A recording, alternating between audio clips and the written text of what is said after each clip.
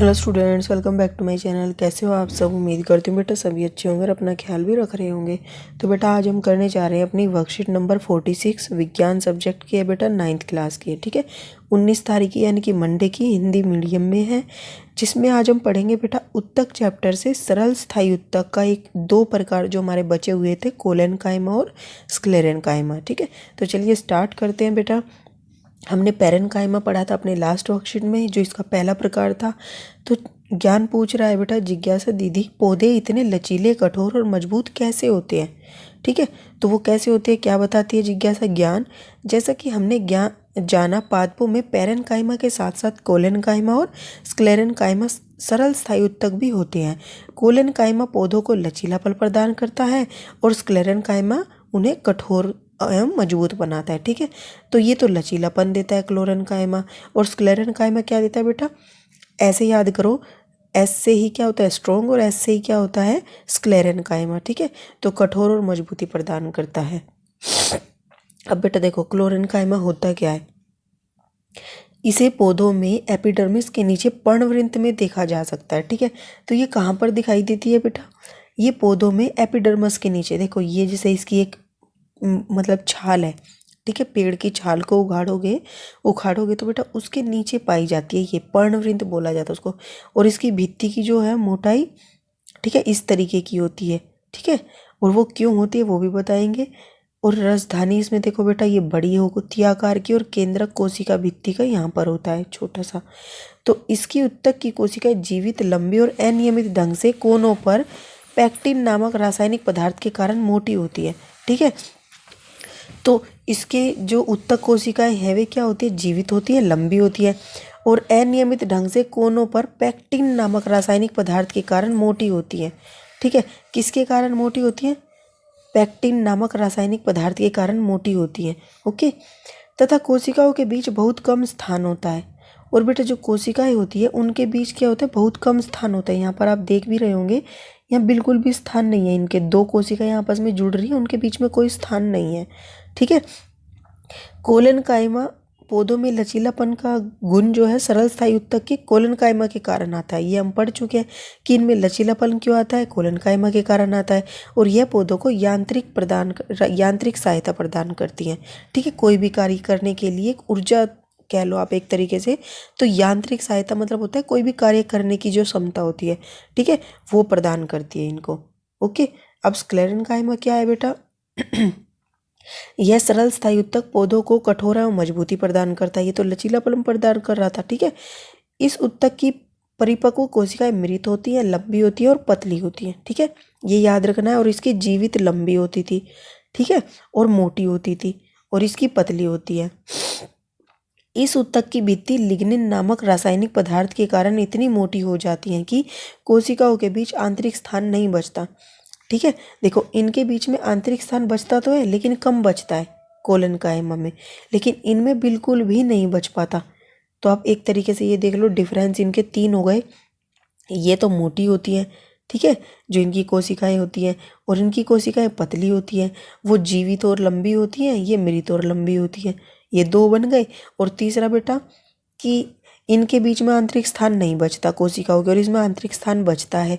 ये लचीलापन प्रदान करती है, और ये क्या करती है? कठोरता और मजबूती प्रदान करती है। तो इतने सारे पॉइंट आपके बन गए। ठीक है, यह उत्तक तने में संवहक बंडल के समीप पत्तों की सिराओं में और बीजों और फलों के कठोर छिलकों में उपस्थित होता है। ठीक है, ये कहाँ पर उपस्थित होता है बेटा? यह उत्तक तने में पाया जाता है, और संवहन बंडल के समीप पत्तों की सिराओं में और बीजों और फलों के कठोर छिलकों में ये उपस्थित होता है, क्योंकि ये कठोरता प्रदान करता है। और ये दो प्रकार का होता है, रेशा और स्क्लेरेडिस। ठीक है, ये रेशा और स्क्लेरेडिस दो प्रकार का होता है। अब बेटा देखो, यहाँ पर आपको दिखाया गया है स्क्लेरेनकाइमा, इस तरीके का इसका होता है, और ये बीच में जो है ये लिग्निन है, जिसकी वजह से ये कठोर हो जाता है।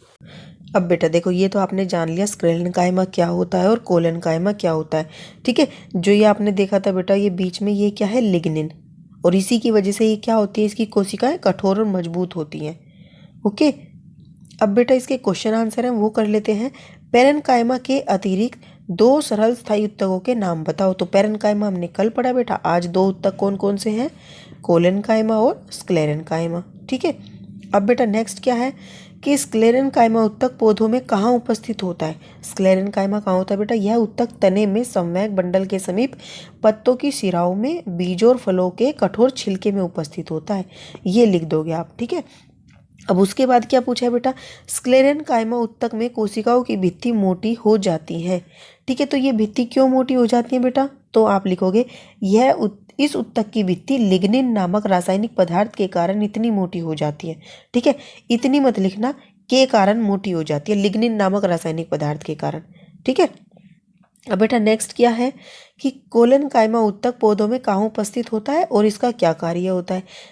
तो बेटा देखो, जो हमने ऊपर किया था इस वाले का, ये कि ये क्या करता है, कहाँ उपस्थित होता है, तो ये तो हमने पढ़ लिया। इसमें ये लिख देना, ये कठोरता और मजबूती प्रदान करता है। अब कोलेनकाइमा वाले का बेटा, ये कहाँ पर उपस्थित होता है? इसे पौधों में एपिडर्मिस के नीचे पर्णवृंत में देखा जा सकता है। तो ये कहाँ पर उपस्थित होता है? एपिडर्मिस के नीचे पर्णवृंत में उपस्थित होता है। आप इस तरीके से लिख सकते हो। और इसका कार्य क्या होता है बेटा?